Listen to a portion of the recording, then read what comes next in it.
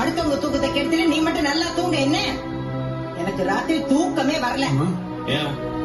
நல்லா தூங்கிட்டாங்களாமா?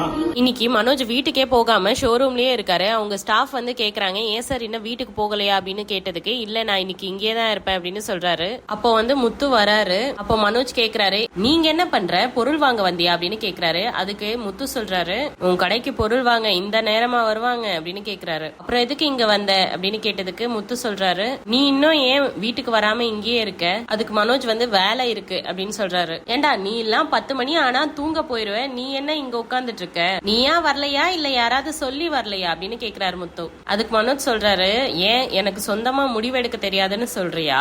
சொன்னா மட்டும் ஒத்துக்குவா போற அப்படின்னு முத்து மைண்ட் வாய்ஸ்ல பேசுறாரு. அதுக்கப்புறம் சொல்றாரு, நீ இன்னைக்கு வீட்டுக்கு வரமாட்டேன்னு மீனா சொன்னா, உனக்கு எதுவும் சமைக்கலன்னு சொன்னா, நீ ஏதாவது சாப்பிட்டியா இல்லையா அப்படின்னு கேக்குறாரு. பார்த்தாலே தெரியுது எதுவுமே சாப்பிட்டு இருக்க மாட்டேன், அதுதான் பிரியாணி வாங்கிட்டு வந்தேன் உனக்கு அப்படின்னு சொல்றாரு. மனோஜ் வந்து ஷாக்கா பாக்குறாரு.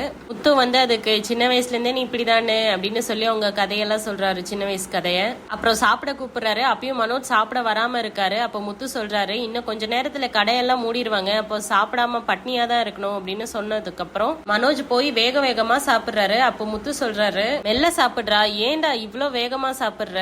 இவ்ளோ பசி வச்சுட்டு எதுக்கு சும்மா இருந்த? இங்க பாடுறா, ரோஷத்தை யார்கிட்ட வேணா காட்டலாம், ஆனா சாப்பாடு கிட்ட மட்டும் காட்டக்கூடாது. அதுக்கப்புறம் முத்து வந்து அட்வைஸ் பண்றாரு, ஏன் பணம் வந்தது அம்மா கிட்ட கூட சொல்லல?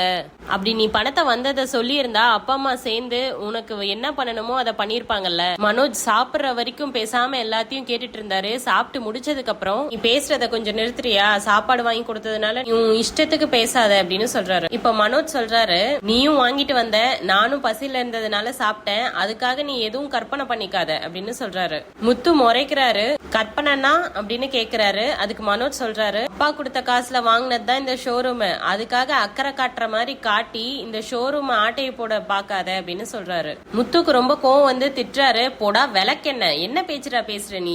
சின்ன வயசுல இருந்து இவன் பசி தாங்க மாட்டானே, என்ன ஆனாலும் கூட பிறந்த வெண்ணையாச்சு, அதுக்காக சாப்பாடு வாங்கி கொடுத்தா மூக்கு முட்டை சாப்பிட்டுட்டு கடைய ஆட்டையை போட பாக்குறியா நான் கேக்குறேன். அதுக்கு மனோஜ் சொல்றாரு, நீ எப்படி யோசிப்பேன்னு எனக்கு நல்லா தெரியும். அதுக்கு முத்து எமோஷனல் ஆகி, மண்ணு தெரியும் உனக்கு அப்படின்னு சொல்றாரு. டேய், இந்த மாதிரி கேவலமான புத்தி எல்லாம் எனக்கு கிடையாது. உன் கடை ஆட்டையை போட்டுதான் சம்பாதிக்கணும்னு எனக்கு ஒன்னும் அவசியம் கிடையாது. எனக்கு என் கார் இருக்கு, அது போதும் அப்படின்னு சொல்றாரு. கடைசியா முத்து கேக்குறாரு, தனியா உட்காந்து கட்டின எல்லாம் பிரியாணிய ஒரு வார்த்தை என்ன கேட்டியாடா, சாப்பிட்டியாடா நீன்னு? சாப்பிடுற வரைக்கும் மனுஷனா இருந்த, பசி தீர்ந்ததும் உன் புத்திய காட்டுற பாத்தியா? கடைசியா சென்டிமெண்டா பேசுறாரு, ஒரு நாளாச்சும் உன்னை அண்ணனா பாக்கலான்னு நினைச்சேன், ஆனா நீ ஒரு நாள் கூட என்ன தம்பியா பார்க்க மாட்டல்ல, உனக்கு வந்து வாங்கி கொடுத்ததுக்கு எனக்கு நல்லா வேணும் அப்படின்னு திட்டிட்டு கிளம்பிடுறாரு முத்து.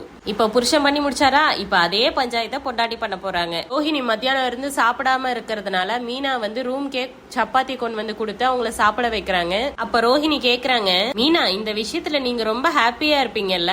மீனா கேக்குறாங்க, புரியலங்க, எதை பத்தி கேக்குறீங்க அப்படின்னு கேட்டதுக்கு ரோஹிணி சொல்றாங்க, அதுதான் ஆன்ட்டி என்ன திட்டினது, அடிச்சது, இதெல்லாம் பார்க்கும்போது உங்க மனசுக்கு சந்தோஷமா இருந்திருக்கும்ல?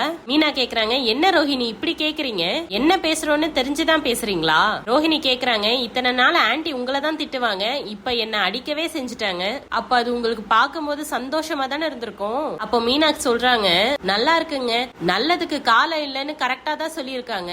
காலையில இருந்து நடந்த பிரச்சனைனால சாப்பிடாம இருக்கீங்களே அப்படின்னு சப்பாத்தி எடுத்துட்டு வந்து கொடுத்தா சாப்பிட்டு முடிச்சு இப்படி வன்மத்தோட பேசிட்டு இருக்கீங்க. அடுத்தவங்க கஷ்டத்தை பார்த்து சந்தோஷப்படுற கேவலமான பிறவி நான் இல்லைங்க. அப்ப ரோஹிணி சொல்றாங்க, எல்லாம் தெரியுங்க, எங்களை உங்க ஹஸ்பண்ட் தானே எல்லாரும் முன்னாடி நிக்க வச்சு கோர்ட்ல விசாரிக்கிற மாதிரி விசாரிச்சு போட்டு கொடுத்தாங்க.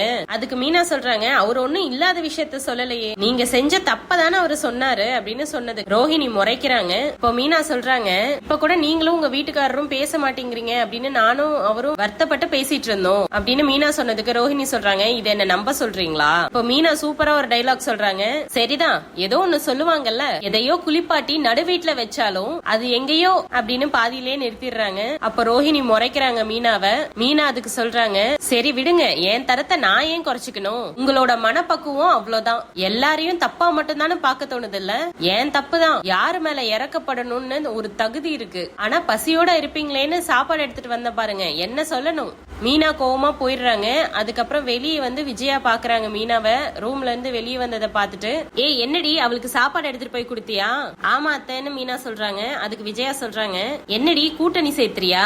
ஏற்கனவே ஸ்ருதிய கூட்டு சேர்த்து வச்சிருக்க, இப்ப இவளையும் சேர்த்து என்ன ஏதாவது செய்யணும் அதுதானே? மீனா அசால்ட்டா சொல்லிட்டு கிளம்புறாங்க. அதுக்கு எதுக்கு அத்தை நான் கூட்டணி எல்லாம் சேர்க்கணும் அப்படின்னு விஜயா ஷாக் ஆகுறாங்க. என்னடி கூட்டணி எல்லாம் வேணாம், நான் ஒருத்தையே போதும்னு சொல்லிட்டு போறியா? கொழுப்பு அதிகமா தாண்டி இருக்கு உனக்கு. இப்ப முத்து வராரு. வரும்போதே செருப்பு எடுத்து கையில வச்சுட்டே வராரு. மீனா என்ன அடி மீனா அப்படின்னு சொல்றாரு. இந்த மனோஜ் சாப்பிட்டு இருக்க மாட்டான் அப்படின்னு அவ்வளவு தூரம் போய் பிரியாணி வாங்கி கொடுத்துட்டு வந்தேன். அவன் என்னடான்னா கடைய ஆட்டை போட பிளான் பண்றியா அப்படின்னு கேக்குறான். மீனா அதே செப்பலை வாங்கி என்னையும் அடிங்க, பாவம் மத்தியானம் இருந்து சாப்பிடாம இருக்காங்களே அப்படின்னு சப்பாத்தி எடுத்துட்டு போய் கொடுத்தா உனக்கு இப்ப சந்தோஷமா இருக்குமே அப்படின்னு ரோஹிணி கேக்குறாங்க. ரெண்டு பேருமே ஒரே மாதிரி தான் இருக்காங்க அப்படின்னு பேசிக்கிறாங்க. கடைசியா இவங்களுக்காக நாம ஏன் சாப்பிடாம இருக்கணும், வா சாப்பிடலாம் அப்படின்னு போயிடுறாங்க. இப்ப மீனா வந்து அவங்க அம்மா தங்கச்சி தம்பி எல்லாம் பாக்குறதுக்காக கோயிலுக்கு வராங்க.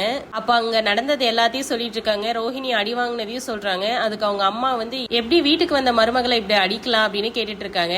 அப்பதான் அந்த சத்யா சொல்றான், என்னைக்காவது ஒரு நாள் அந்த ரோஹிணி மாட்டுவான்னு நினைச்சேன் அப்படின்னு சொன்னதுக்கு எதுக்கு இப்படி சொல்றேன்னு மீனா கேக்குறாங்க. அப்ப சத்யா சொல்றாங்க, சிட்டியோட இடத்துலதான் நான் பார்த்தேன் அப்படின்னு சொன்னாங்க. அப்ப அவங்களுக்கு சிட்டிய தெரியுமா அப்படின்னு கேக்குறாங்க. நல்லாவே தெரியும், அடிக்கடி அவனை பார்க்க வருவாங்க, நிறைய பணம் வாங்கி இருக்காங்க, 2 வாட்டி நானே பாத்திருக்கேன் அப்படின்னு சத்யா சொல்றாரு. கூட மனோஜும் வருவாரா அப்படின்னு கேட்டதுக்கு இல்ல ரோஹிணி மட்டும் தான் வருவாங்க அப்படின்னு சத்யா சொல்றாரு. இன்னும் அவங்க பாத்திருக்காங்களா அப்படின்னு கேட்டதுக்கு இல்ல, அவங்க வரும்போது நான் உள்ள போய் ஒளிஞ்சுக்குவேன். மீனா யோசிக்கிறாங்க. அப்ப அவங்க அம்மா கேக்குறாங்க, என்ன மீனா ஆச்சு அப்படின்னு கேட்டதுக்கு ரோஹிணியை பத்தி ஒரு விஷயமும் தெரியறப்போ அதிர்ச்சியாவும் இருக்கு, அவங்க உண்மையிலேயே யாருன்னு தெரிஞ்சுக்க குழப்பமாவும் இருக்கு அப்படின்னு சொல்றாங்க. அதுக்கப்புறம் மனோஜ காட்டுறாங்க. மனோஜ் வீட்டுக்கு வந்து ரூம் கதவை தட்டுறாரு. ரோஹிணி கதவை திறக்க மாட்டேங்கிறாங்க. விஜயா வந்துடுறாங்க. அம்மா ரோஹிணி கதவே திறக்க மாட்டேங்கிறாமா, எனக்கு பயமா இருக்கு அப்படின்னு சொல்றாங்க. அதுக்கப்புறம் விஜயா தான் வந்து வேகமா கதவை தட்டுறாங்க. ரோஹிணி அதுக்கப்புறம் தான் எந்திரிச்சு வராங்க. நைட்டு சரியா தூக்கம் வரல ஆண்டி, அதனாலதான் எந்திரிக்க முடியல அப்படின்னு சொல்றாங்க.